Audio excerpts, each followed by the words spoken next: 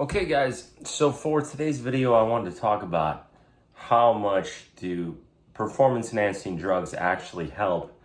And this is just based on my experience. This is based on roughly what I would feel is achievable natural from my perspective and how much I think I got out of them. And I think in particular you have to look at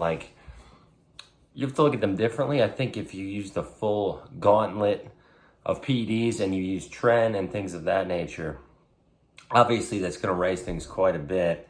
But at the same time, just test alone, it might be a different percentage. So you have to look at it from two different ways as far as that goes. But this is based on what I've seen with myself, what I've seen with others, and how much of a difference they actually make.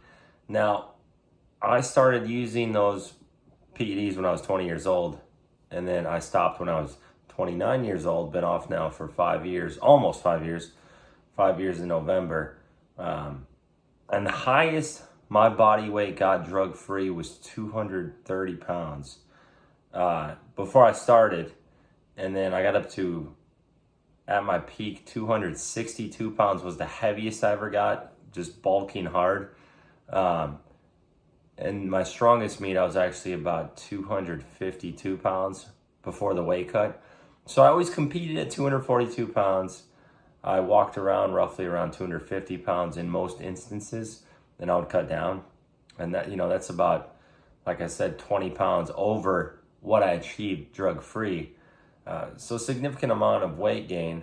And like right now, I'm like 204 pounds this morning. So I try to stay a lot leaner, a lot lighter now. But as far as how much I think they add to the lifts, I honestly would say that it's about 15 to 20% on your maxes over the course of many years. So I guess there's a few caveats to this, similar to when I talked about can everyone deadlift 600 pounds at some point? And it's almost like, it's kind of a loaded question. It's difficult to answer in a sense, but I think someone who starts young enough, has no injury history, is able to bulk enough. I think it is possible in most instances, not in every instance, because like I said, people with have different leverages. So someone might be able to deadlift 600 pounds but only bench 315, whereas someone might be able to bench 405 drug-free and only deadlift 5. So it's different, but it's similar to this. It's like, I'd say 15 to 20% is how much PEDs can add to your lifts.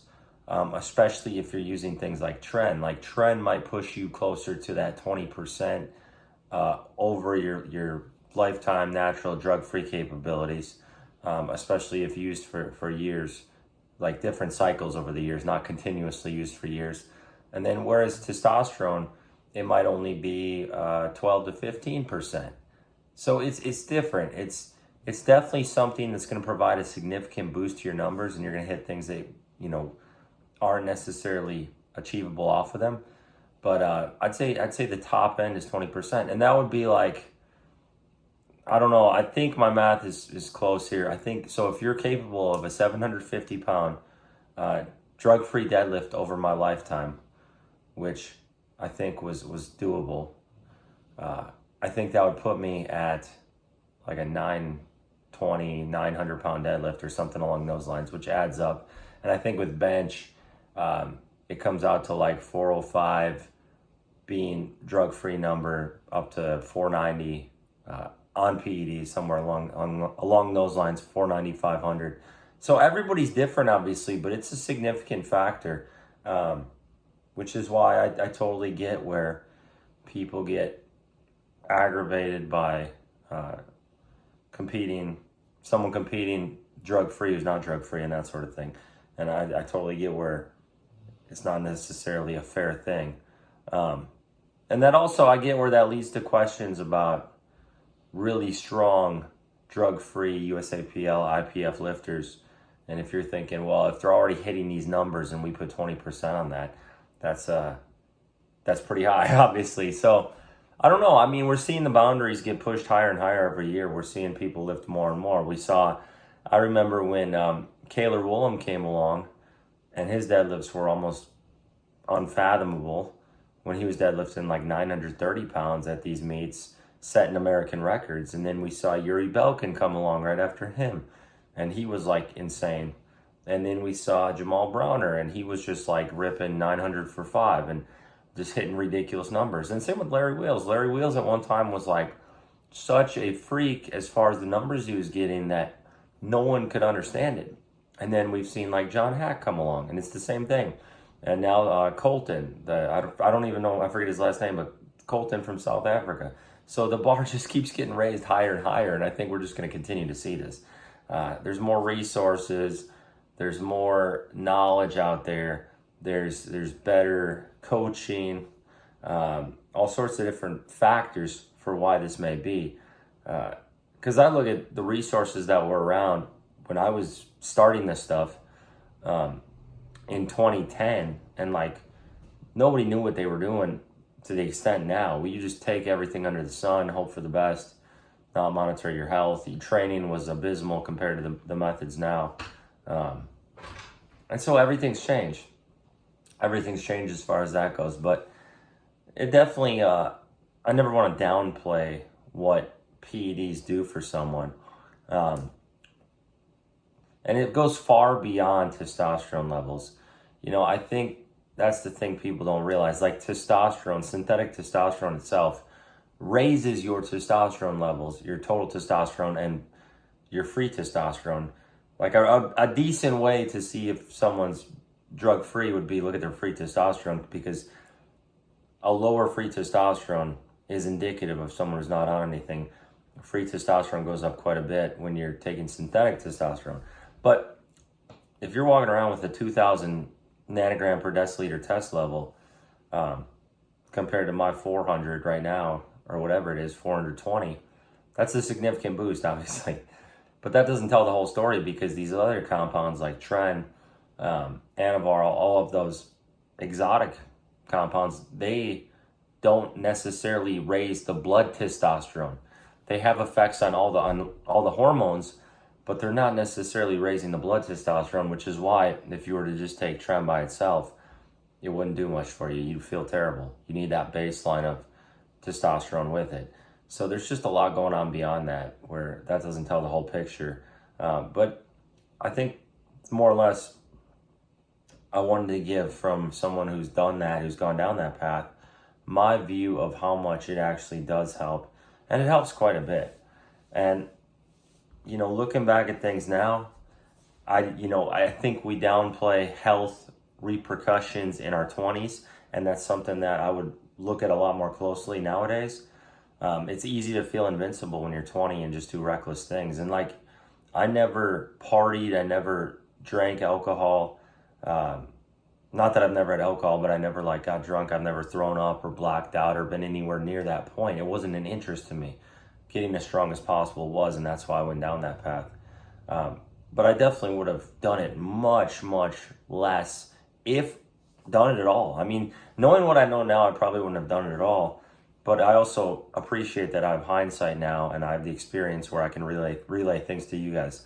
So anyone who's currently on PEDs, I think you have to be really careful about monitoring your blood work, getting an angiogram to get a baseline assessment of plaque buildup, both calcified and non-calcified, and just make sure you're not like a ticking time bomb as far as that goes, monitoring your blood pressure, these sorts of things.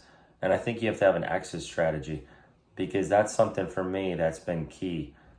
Essentially, my exit strategy kind of was, I didn't necessarily want to choose that route, but everything kind of came together where I think the Lord had a say in it. And I was trying to have a child.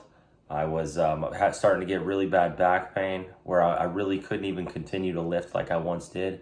So I was like, well, I might as well come off anyway. And it was just this perfect storm of things that came together where I came off.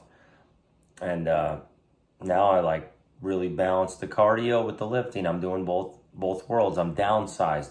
Just like these NFL linemen, when they come out of, they get out of the NFL, they downsize quite a bit. They lose 80 pounds and they walk around at a healthier body weight, because it is tricky where when you're walking around at higher body weights, it's harder on the body no matter what. I remember all the sleep apnea, and in my defense, or not in my defense, I should say in your defense, a lot of the guys who are on PEDs, which I never chastise anyone over because I did that route myself. I just think to do it in a smarter manner. But a lot of guys are on CPAPs. They're taking blood pressure medication. They're doing the right things, doing cardio, and that's stuff I never did. Like, I did as reckless as possible. I didn't have a CPAP. I had terrible sleep apnea. I had sky high blood pressure. I never did cardio. I took copious amounts of anabolics. Had terrible diet. It's really a miracle I'm still walking here and here with you guys today to give you these messages and words of caution. And I did everything. Like, I spit in the face of being responsible. I was the opposite. I was completely out of control with all of it. And so it's humbling to now have a second chance at life, health, and all sorts of things like that. But I think it is important to somewhat have like an exit plan where there's something after the pursuit of strength. Not to say you ever stop pursuing strength. Do I ever stop pursuing strength? No. Like, I still want to get my bench and deadlift as high as I can, my split squat, all these lifts, but I want to do that at a lighter body weight. I want to do it at 205, in that range, not at 250. So it's obviously not going to be anywhere near as much, especially off PEDs.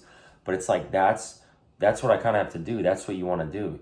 You want to implement the cardio. You want to find a sustainable plan, because I think if you continually seek out higher numbers at the cost of your health for long term, it can be detrimental. You can get pulled into that world where things get pushed aside. So I know a lot of guys are doing it smart and being responsible, and that's the beauty of the nature. That's the beauty of the day and age we live in with all the information out there. But just kind of have that natural shift to a more healthy, balanced approach as you get older. And that's what I'm trying to help guys with now.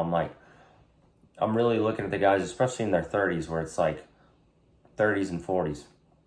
How can I still try to build my physique and get as strong as possible, but also implement some cardio? It doesn't have to be running. Get my blood work dialed in, all that sort of thing, because that's really where I'm at now. Like, strength, health cardio, all the things, getting it all squared away. But hopefully you guys enjoyed this video. Appreciate you. I may have rambled a bit there at the end, but moral of the story, the summary, PEDs probably 15-20%. So that's my opinion. God bless you guys. I'm out.